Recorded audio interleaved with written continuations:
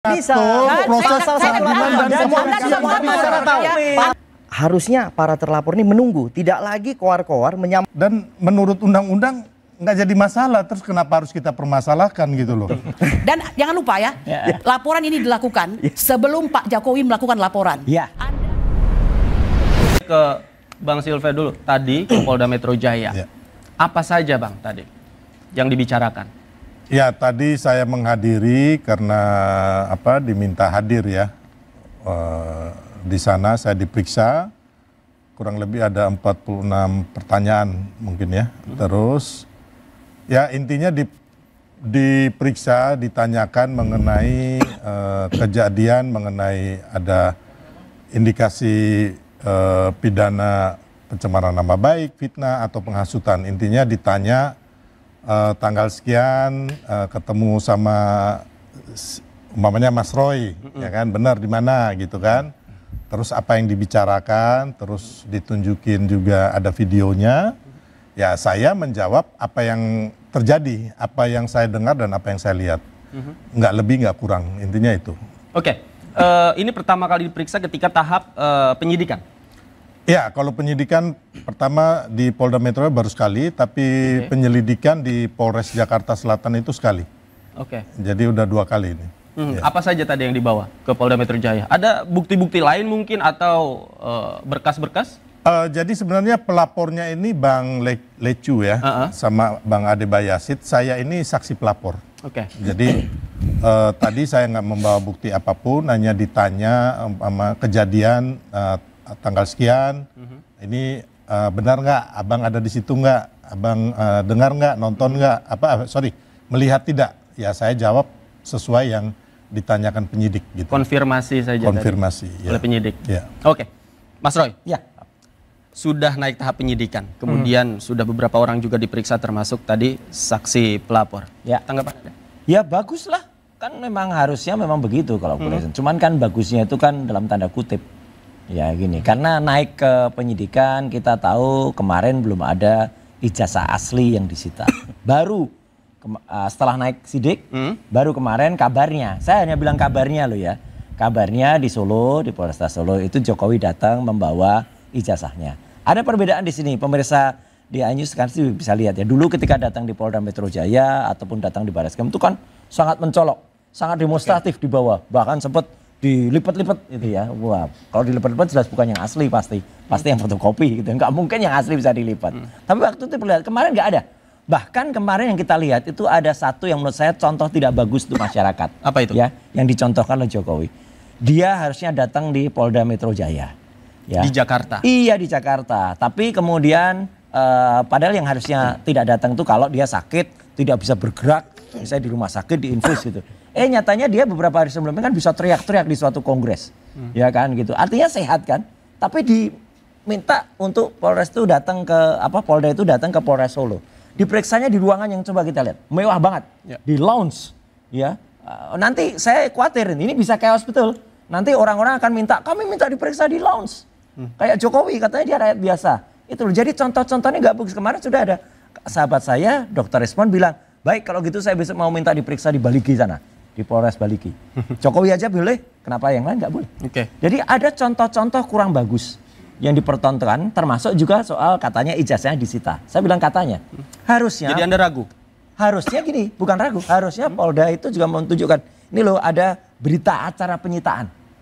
Harus tunjukkan, atau paling enggak sudah ada konferensi pers. Kalau tidak di Solo, konferensi persnya ada di Polda Metro juga nggak apa-apa. Jadi Pak Ade, kemudian Pak Kombes Ade menyampaikan kami sudah menyita ini bukti sitanya. Itu loh, jadi semua harus terbuka, transparan. Kalau enggak ya omong-omong aja nanti. Oke, Bang Leku, silakan. Ya, artinya saya menanggapi terhadap laporan yang kami laporkan ya. Terhadap yang saya laporkan ini kan adalah dugaan penghasutan 160, kemudian Jungto 28 ayat 2 Undang-Undang ITE. Nah, artinya karena proses pemeriksaan sudah naik ke tahap penyidikan, artinya kami sebenarnya meminta kepada para terlapor ini adalah untuk mengikuti hukum aja. Ya, artinya apa yang mau disampaikan kepada publik sebaiknya disampaikan saja ketika nanti pemeriksaan di kepolisian. Karena kenapa? inilah waktunya, kalau memang Anda bilang Anda itu benar, inilah waktunya Anda bisa membuktikan nanti pada saat pemeriksaan di kepolisian. Dengan cara apa? Melengkapi seluruh pertanyaan daripada penyidik. Kemudian agar berita itu berimbang, ya kan? Ketika semua informasi telah diberikan kepada penyidik, harusnya para terlapor ini menunggu, tidak lagi koar-koar menyampaikan informasi-informasi yang menurut kami akan membuat bias masyarakat gitu. Jadi saran saya kepada para terlapor, harusnya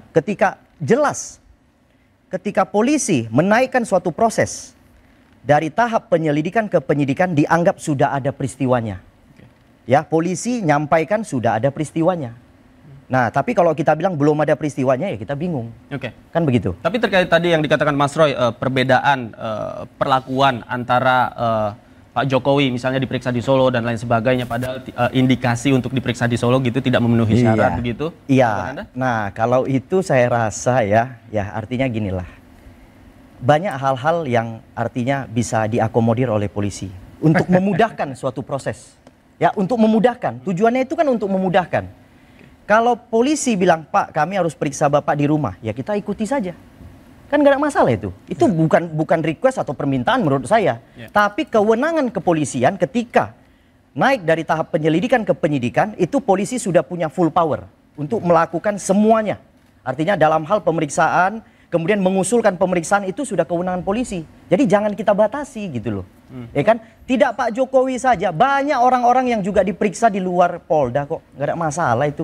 Yang penting polisinya berwenang ketika memeriksa orang itu memang wajib harus tepat diperiksa. Jadi itu mungkin aja. saya jawab sedikit ya. Karena kebetulan hari kemarin itu mulai Sabtu, Minggu, Senin itu saya kebetulan ketemu Pak Jokowi di kediaman.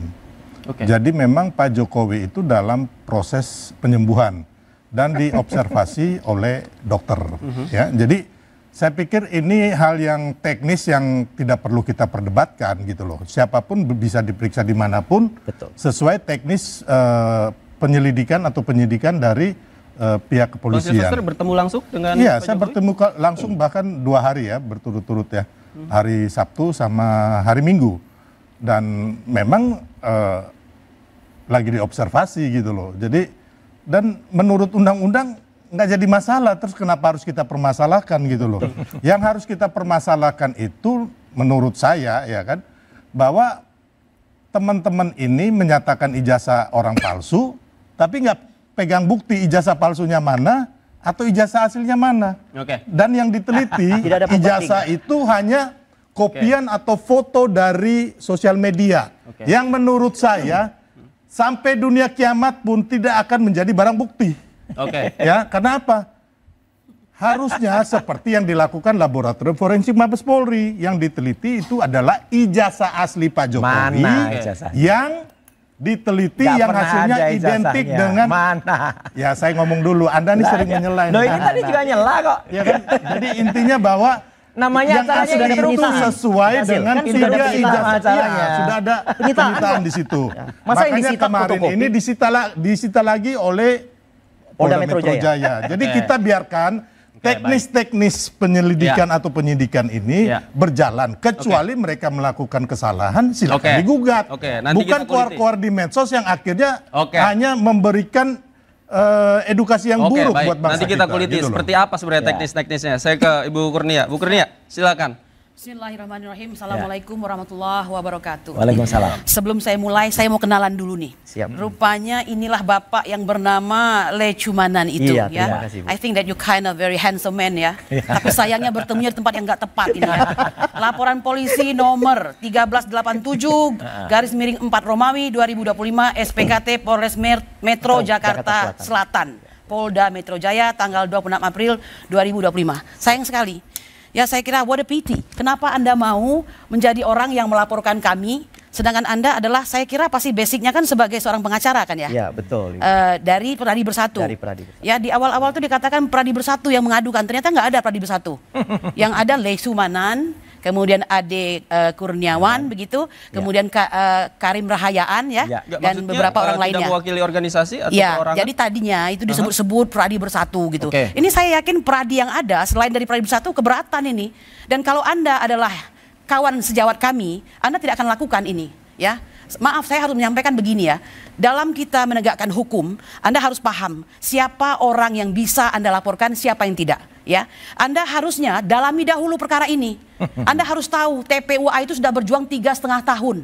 Ya, 3,5 tahun dalam perkara ijazah palsu. Jadi kami ini adalah petugas yang bekerja untuk menegakkan hukum. Bagaimana mungkin petugas yang menegakkan hukum melakukan pelaporan di Bareskrim, tiba-tiba Anda laporkan, padahal Anda tahu ada undang-undang yaitu perlindungan saksi dan korban, pasal 10 yang menyatakan bahwa saksi, korban, saksi pelaku dan atau pelapor itu tidak bisa dilaporkan saat mereka memberikan laporan, baik laporan yang sedang berjalan maupun yang akan datang, ya, kecuali dengan etika tidak baik. Kan begitu. Dan untuk mengatakan tidak baik, mungkin itu menjadi ini Anda harus ada penelitian dulu. Anda harus paham dahulu ini begitu. Dan dalam proses penyidikan lah nanti, Bu. Nah, enggak bisa begitu. Kan? Nanti kan kita akan undang ahli, kita akan menilai. No, itu nggak bisa begitu ya. Loh, kalau yang namanya bikin laporan, bukan, kalau bikin laporan itu harus hati-hati.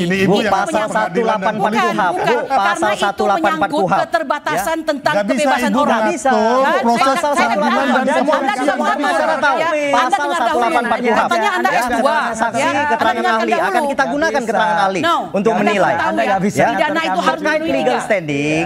Ibu jangan khawatir. Kita sudah ketika kita melaporkan suatu proses tindak pidana, kita sudah melampirkan SK Kumham kita. Jadi memang kita mewakili organisasi saya, yaitu siapa? Pradi Bersatu. Nama organisasinya nggak ada di laporan. Ya itu silakan dinilai Pak Roy. Ya yang pasti artinya laporan kami sudah naik penyidikan. Itu aja. Ya kan? Kita minta saudara untuk mengikuti hukum saja. Itu saja intinya. Itu poinnya. Itu Anda mengatakan sudah naik penyidikan dan itu sangat berbahaya. Iya, justru pemidanaan itu harus 3 ya. Niat jahat atau mens rea, actus reus atau perbuatan dan staffer hek bahwa itu bisa dipidana. Justru faktanya sudah terlihat. Mens reanya sudah terlihat.